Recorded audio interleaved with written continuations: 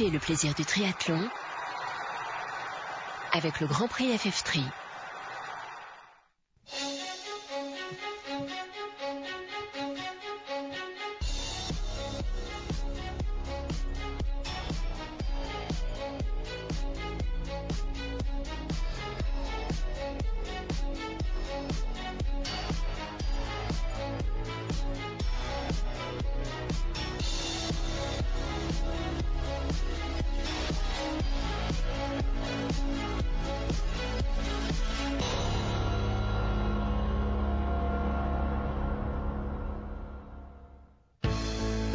Un peu de lumière, un peu de douceur.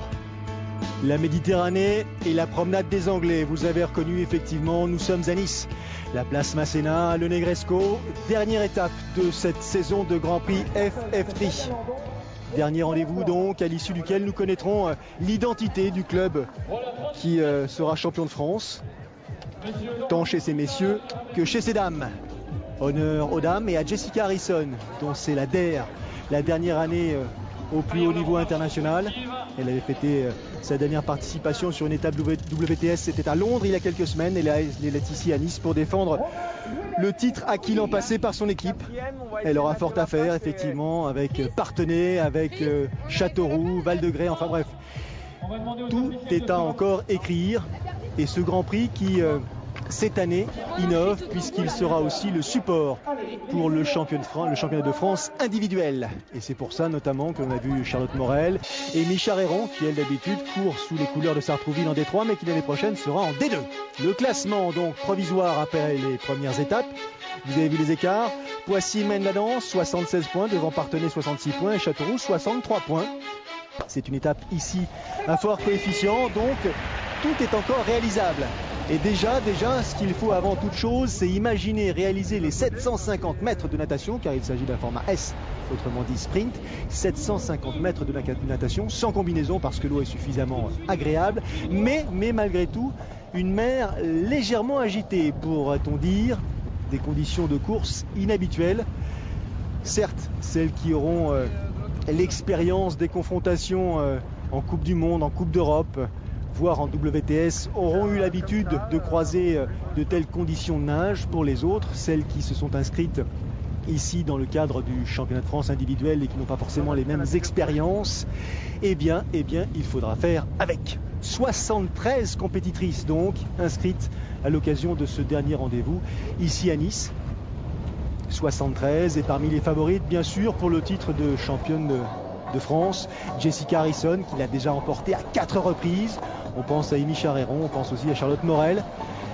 Olivier Marceau, le coach de Saint-Raphaël qui surveille ses ouailles. Il participera lui à l'épreuve Open un peu plus tard.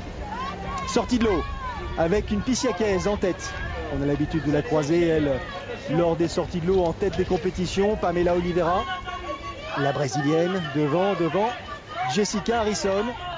Non Stanford, car elle est là, la championne du monde, toute récemment, toute fraîchement auréolée de son titre. C'était à Londres et vous l'avez pu le suivre en direct sur l'antenne de Sport Plus. Non Stanford, la voici donc après un titre de championne du monde des moins de 23 ans l'an passé. Elle a récidivé cette année, mais avec le titre de championne du monde élite. Et elles sont sorties de l'eau à 5 avec un léger avantage, 10,52 pour Pamela Oliveira. 10,59 pour Nathalie Van Coverden, l'Australienne du Tri Val-de-Grès. Derrière, déjà un écart de quelques secondes. On avait vu notamment Micha Réron se présenter à la sortie de l'aire de transition en tête du peloton de poursuivants. Le parcours vélo. Une vingtaine de kilomètres, 5 allers-retours, pas de surprise. De longues lignes droites. Il faudra être puissante. Il faudra être résistante, surtout pour affronter le vent qui dans un sens bien sûr vous sera favorable et donc dans l'autre un tout petit peu moins. Jessica Harrison dans son style caractéristique a pris les commandes, vite relayée par Non Stanford, la jeune britannique, 2 athlètes de génération un tout petit peu différente mais qui depuis le début de la saison ont l'habitude de prendre l'initiative. Elles sont rejointes par Vicky Holland, 3e donc, derrière Jessica et Non Stanford, sous les couleurs de Tri Ardennes. Pas de difficulté, je vous le disais, sur ce parcours cycliste, hein. Longue ligne droite en aller-retour. Attention cependant, au vent bien sûr. Et puis à ces virages en épingle à cheveux qui là sur route sèche sont relativement, je dirais, confortables, aisés. Si la pluie venait à faire son apparition comme c'est annoncé, ça changera la donne.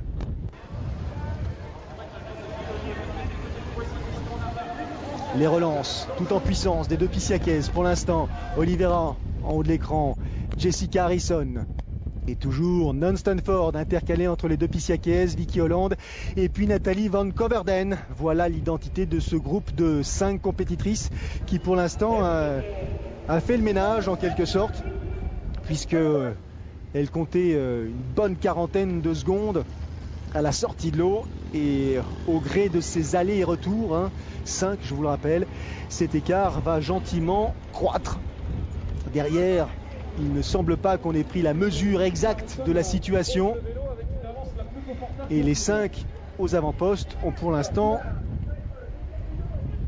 un scénario largement avantageux, même si pour certaines, à l'image de Nathalie Van Coverden, c'est un tout petit peu plus difficile. Je vous le disais, ces virages en épingle à cheveux, même sur route sèche, peuvent réserver quelques surprises. Une compétitrice, là, a malheureusement dû être évacuée par les pompiers. Heureusement, sans gravité. Toujours ce même groupe. La relance de l'athlète australienne du tri Val de Grès, 4e pour l'instant au classement général, qui aimerait bien conserver cette position au pied du podium. Le club sait pertinemment que d'aller chercher une place sur le podium risque d'être compliqué, tant Parthenay, tant Châteauroux et bien sûr à fortiori Poissy paraissent inatteignables.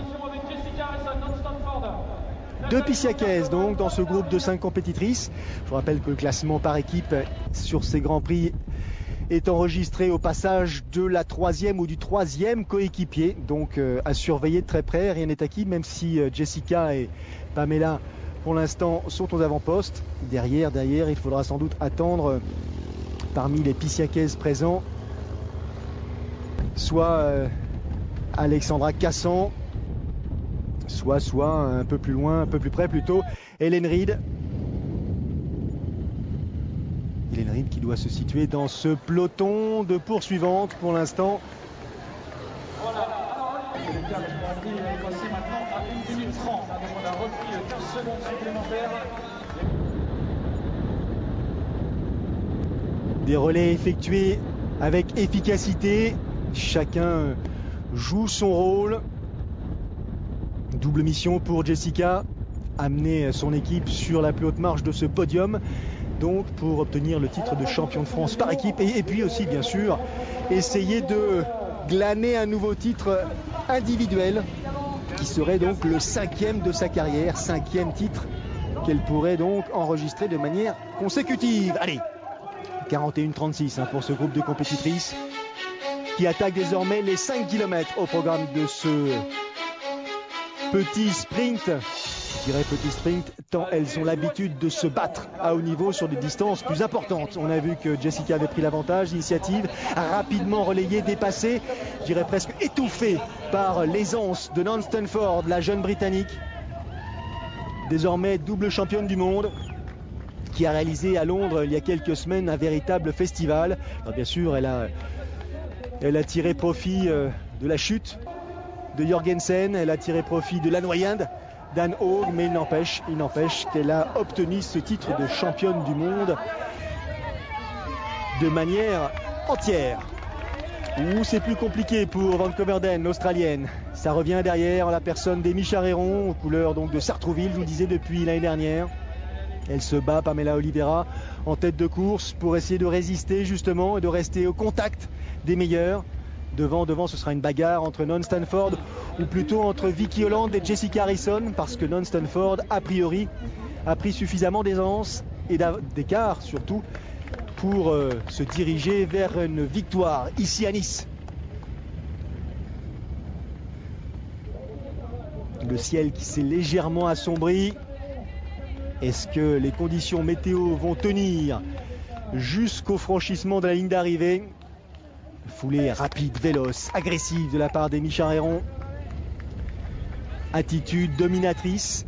Accélération en retrait, Anna-Maria Mazzetti devant McShane et devant Ellen Reed dont je vous parlais il y a quelques secondes. Ellen Reed, athlète donc aux couleurs de Poissy, qui serait donc la 3e compétitrice de Poissy à être enregistrée et donc, entre guillemets, comptée pour le classement par équipe. Elle s'accroche, Ellen Reed.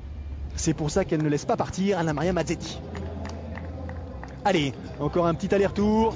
Ça commence à devenir un petit peu compliqué derrière. Jessica et Vicky au coude à coude, mano à mano, pour une place sur le podium et pour bien sûr un titre de championne de France pour Jessica, car on voit mal derrière un retour d'Amy Charéron,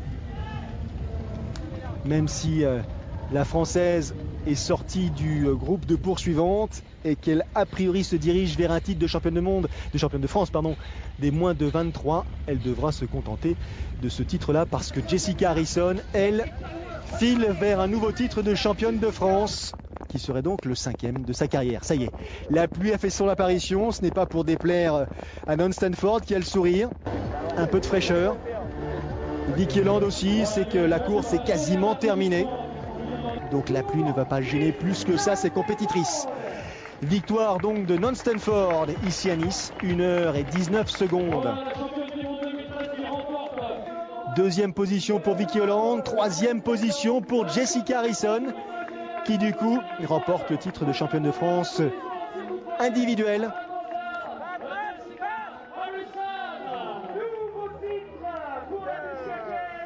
Jessica Harrison, un nouveau titre de championne de France, amplement mérité.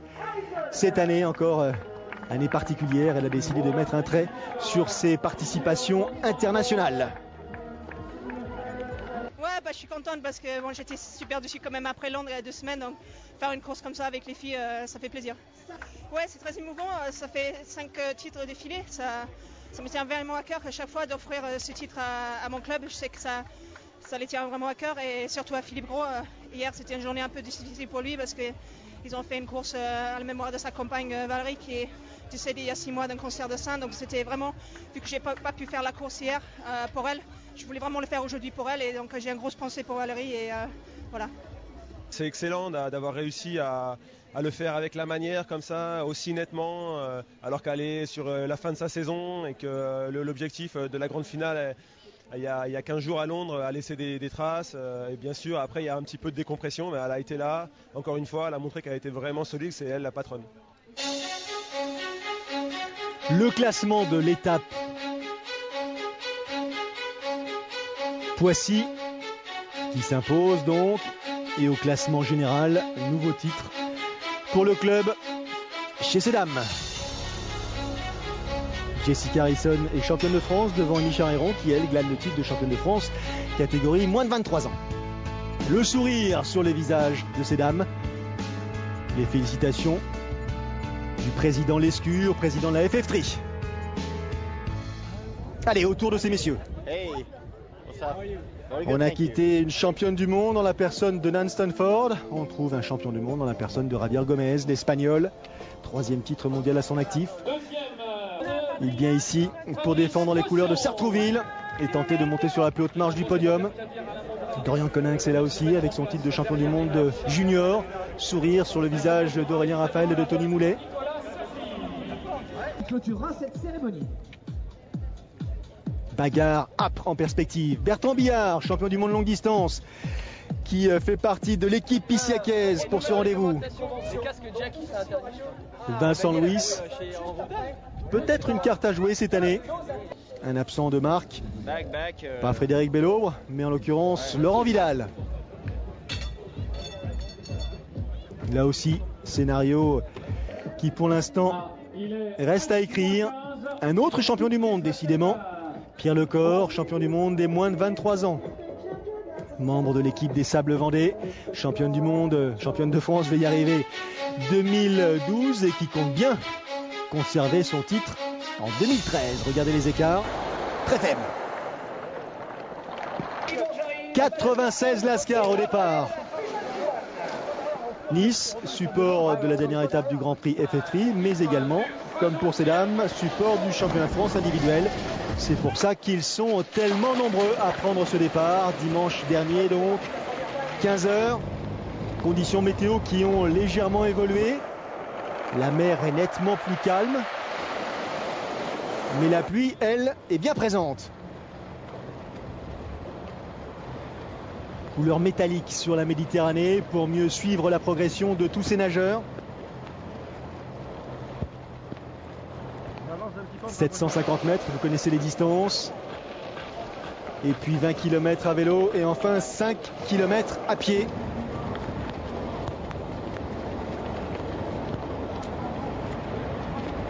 Des bonnets verts devant, aux couleurs de Sartrouville, des bonnets jaunes également, couleur de Poissy.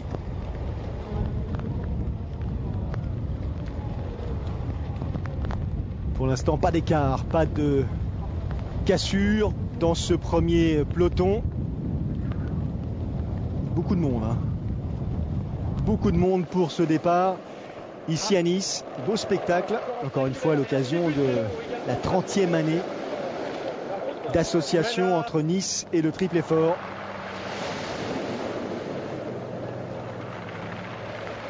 Et c'est Aurélien Raphaël, bonnet jaune sur le crâne, qui a pour l'instant tiré son épingle du jeu, sorti de l'eau en 10 minutes et 58 secondes. Devant Pierre Lecor, bonnet blanc, Tony Pujade sans bonnet, Javier Gomez. On a vu Darian Coninx, Joao Silva bien sûr. Sortie de l'eau un tout petit peu délicate là sur les galets niçois. Et une transition un peu plus longue que celle qu'ils ont l'habitude ou qu'elles ont l'habitude de vivre lors des autres étapes de ce Grand Prix FF3. Allez, arrivée groupée, Pujade, Lecor, Hauss, Alarza, Gomez. Les deux clubs concernés par la tête du classement général affichent déjà leurs ambitions.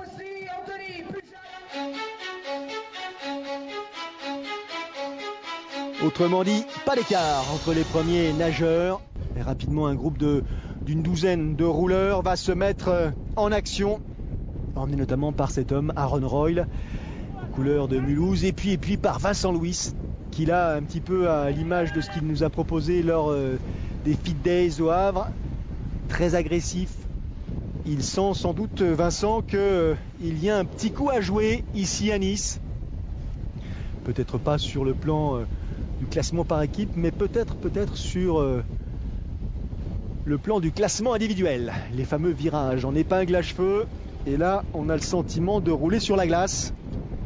Le sol est détrempé et donc attention aux virages mal pris, aux mauvaises courbes. Enfin bref, attention. Mattia Ceccarelli de Mulhouse, lui aussi à la relance avec Pierre Lecor. Gordon Benson de Versailles. Tout ce petit monde s'organise et creuse l'écart effectivement avec les poursuivants. Rapidement, 45 secondes, 50 secondes. Et les phares des motards qui transportent les caméramans, les arbitres, qui nous permettent de suivre ce Grand Prix tout au long de la saison, emmené par Serge Sellerin.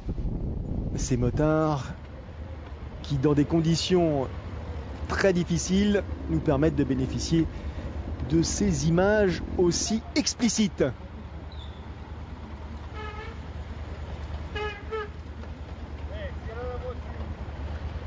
Relance douce.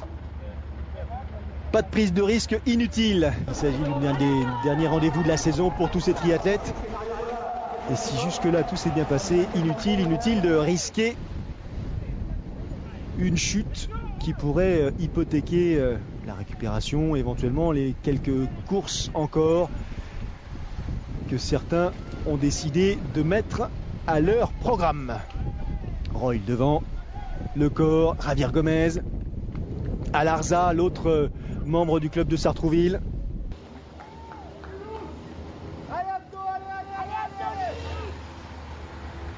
Autrement dit, 2 membres de l'équipe de Sartrouville, 2 membres des Sables Vendée. Il y a bien sûr derrière Joao Pereira des Sables Vendée. Il y a aussi Davidos pour ce qui concerne Sartrouville. Le 3e de chacune des équipes va avoir donc un rôle crucial pour ce qui concerne l'attribution du titre de champion de France. 5 points d'écart séparent avant cette étape l'équipe des Sables Vendée de celle de Sartrouville. Et donc 6 points seulement avec celle de Poissy. Poissy qui n'est pas tout à fait concerné pour l'instant par ce peloton de tête. Anthony Pujade. Et ça relance. Royle, Louis. Ça s'accroche, ça serre les dents.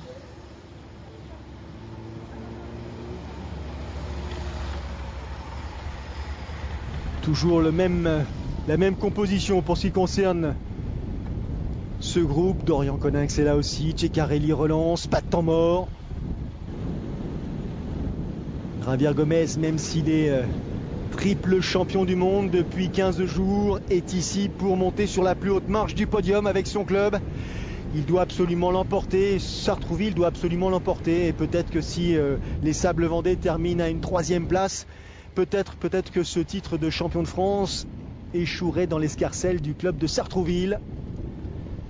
Mais pour l'instant, en la personne d'Anthony Pujade ou de Pierre Lecor, le club des Sables Vendée est franchement bien représenté en tête de course. Allez, fin du parcours cycliste. Il reste les 5 km à pied, accélération immédiate. Vincent Louis devant Pierre Lecor et Anthony Pujade. Il sait qu'il y a des gros coureurs derrière. Il faut prendre l'avantage rapidement. C'est le choix fait pour Vincent qui reste sur de belles performances là au plan international. Qu'il s'agisse notamment de sa performance londonienne. 5e position à Londres.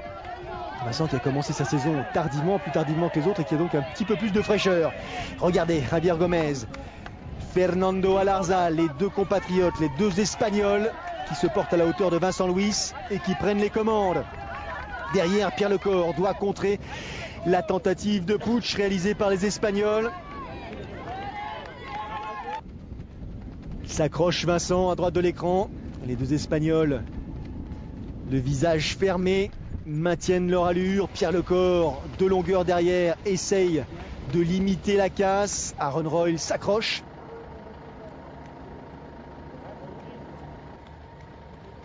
Et pour l'instant, au classement, effectivement, avis favorable pour Sartrouville, à condition de prendre en compte la 3e position. La 3e position c'est Davidos le plus proche, qui est un peu plus loin dans le peloton. Et pour ce qui concerne les Sables Vendée, Pierre Lecor devant bien sûr, Anthony Pujade n'est pas très loin. Et Joao Pereira est un tout petit peu moins loin dans le peloton que ne l'est Davidos. Donc pour l'instant, même si Sartrouville l'emportait, les Sables Vendée ne seraient pas loin derrière. Et voilà, attention la chute. Il a évité le trottoir de peu, Vincent. La relance immédiate, il s'est relevé à l'énergie. Il est en tête. Il est en tête des compétiteurs français. C'est donc un titre éventuellement de champion de France qu'il pourrait enregistrer ici à la faveur de ce rendez-vous niçois. Dorian Coninx qui s'accroche. Pour ce qui concerne Gomez et Alarza, situation inchangée. Acquis.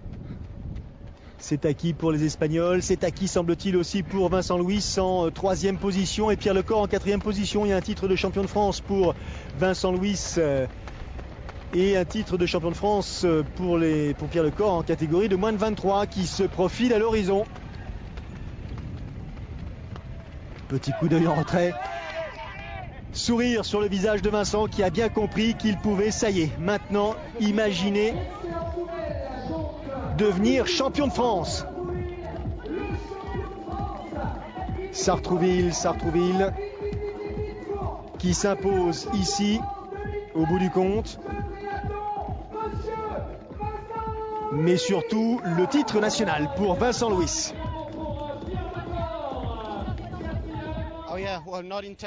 Oh, c'était pas une super condition d'un point de vue climatique, mais c'est comme ça. Mais bon, il y a quand même beaucoup de public, beaucoup de supporters, c'est très agréable. C'est vraiment une course qu'on a faite au maximum de nos capacités. Ça ne suffira pas malheureusement. Écoutez, on est d'ailleurs très heureux d'avoir gagné le championnat 2013 après celui 2012. Mais le secret, c'est d'avoir une bonne équipe dirigeante déjà, avec Hervé Delaunay qui fait un travail énorme, Denis Marche et moi-même, et avec une régularité sur toute l'année, avec 2 victoires à Dunkerque et au Sable pour débuter la saison, et puis après 2e place et 3e place au maximum pour pouvoir remporter ce championnat. Ouais, c'est vrai que voilà, dès le début de la natation, on est parti très très vite. Avec Pierre Lecor, on a su créer notre chance parce qu'on savait peut-être un petit peu en dessous des Davidos, etc. Donc voilà, on a su créer notre chance et la saisir au bon. Ouais, c'est vrai que Fred à Charleville-Mézières était venu me cueillir dans les 500 derniers mètres. Vice-champion de France Élite, j'étais satisfait, mais quand même une petite amertume au fond de la gorge. Maintenant, voilà, certains diront qu'il manquait Laurent Vidal, que c'était sur un Grand Prix. Mais voilà, je pense que les gens ils se souviendront surtout qu'en 2013, Vincent Louis, il a été champion de France et c'est tout ce qui compte, quoi. Il a raison, Vincent, on se souviendra d'un titre. Un titre de champion de France et de la réussite aussi de l'équipe dirigeante des Sables Vendée. Félicitations à tous. Prochain rendez-vous pour ce qui concerne le triathlon sur l'antenne de Sport Plus, mercredi prochain, l'Iron Basque. A très vite pour du triathlon sur notre antenne. Salut!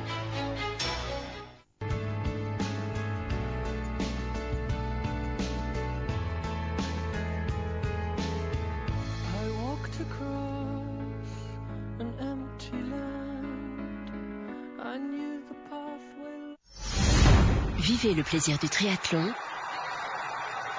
avec le Grand Prix FF3.